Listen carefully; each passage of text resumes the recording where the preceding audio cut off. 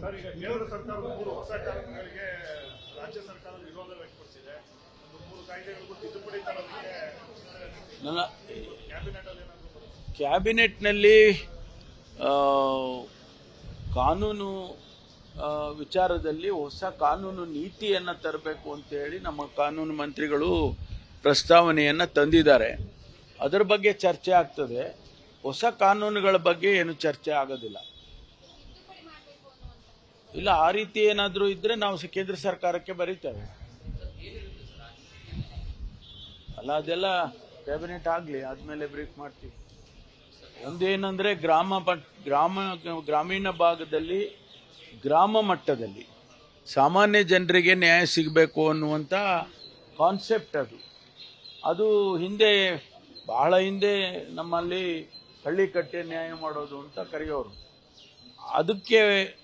ಅದಕ್ಕೆ ಒಂದು ರೀತಿಯಲ್ಲಿ ಅದನ್ನು ಉತ್ತಮಪಡಿಸಿ ಸಾಮಾನ್ಯ ಜನರಿಗೆ ಕಾನೂನು ವ್ಯವಸ್ಥೆ ಆಗಬೇಕು, ಕಾನೂನು ಅಲ್ಲೇ ಅವರಿಗೆ ನ್ಯಾಯ ಸಿಗಬೇಕು. ಅದನ್ನು ಒಂದು ಜಡ್ಜ್, ಏನು ಡಿಸ್ಟ್ರಿಕ್ಟ್ ಜಡ್ಜು, ತಾಲೂಕಾ ಜಡ್ಜ್ಗಳ ಅವರ ನೇತೃತ್ವದಲ್ಲಿ ಅವರೇ ಅದು ಪ್ರಿಸೈಡ್ ಮಾಡಬೇಕು. Presiding officer will be A judge. ಅದು ಆ ನ್ಯಾಯ ಅಲ್ಲೇ ಸಿಗಬೇಕು ಅನ್ನೋ ರೀತಿಯಲ್ಲಿ ಒಂದು ಕಾನ್ಸೆಪ್ಟನ್ನು ಇಟ್ಕೊಂಡು ಈ ನೀತಿಯನ್ನು ಮಾಡೋದಕ್ಕೂ ಹೊರಟಿದ್ದಾರೆ. ಅದನ್ನು ಇವತ್ತು ಕ್ಯಾಬಿನೆಟ್ನಲ್ಲಿ ಸಬ್ಜೆಕ್ಟ್ ಇದೆ. ಚರ್ಚೆ ಆದ ಮೇಲೆ ಸಂಪೂರ್ಣ ಮಾಹಿತಿಯನ್ನು, ಈಗ ಲಾ ಮಿನಿಸ್ಟ್ರೇ ನಿಮಗೆ ಬ್ರೀಫಿಂಗ್ ಮಾಡೋದ್ರಿಂದ ಇನ್ನೂ ಹೆಚ್ಚು ಮಾಹಿತಿ ಕೊಡ್ಬೋದು.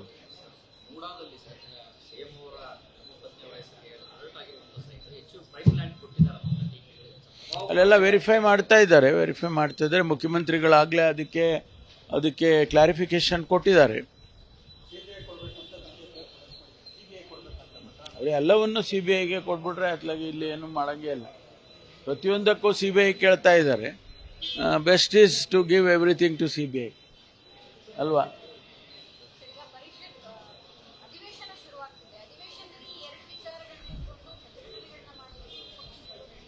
ಅವರು ಯಾವ ವಿಷಯ ಚರ್ಚೆಗೆ ತಗೊಳ್ತಾರೆ ಗೊತ್ತಿಲ್ಲ ನಮಗೆ. ಅವರು ಸ್ಪೀಕರ್ ಅವರಿಗೆ ನೋಟಿಸ್ ಕೊಟ್ಟು ಯಾವುದನ್ನು ಚರ್ಚೆ ಮಾಡಬೇಕು ಅಂತೇಳಿ, ಪ್ರಯಾರಿಟಿ ಏನು ಪ್ರಯಾರಿಟಿ ಇದೆ ಅವರಿಗೆ ನಮಗೆ ಗೊತ್ತಿಲ್ಲ. ಅವರು ಯಾವುದೇ ಪ್ರಶ್ನೆಯನ್ನು ತೆಗೆದ್ರೆ ಅದಕ್ಕೆ ಸರ್ಕಾರ ಸಮರ್ಥವಾದ ಉತ್ತರವನ್ನು ಕೊಡ್ತೇವೆ. ಅದರಲ್ಲೇನು ಹಿಂಜರಿಯೋದಿಲ್ಲ. Thank you.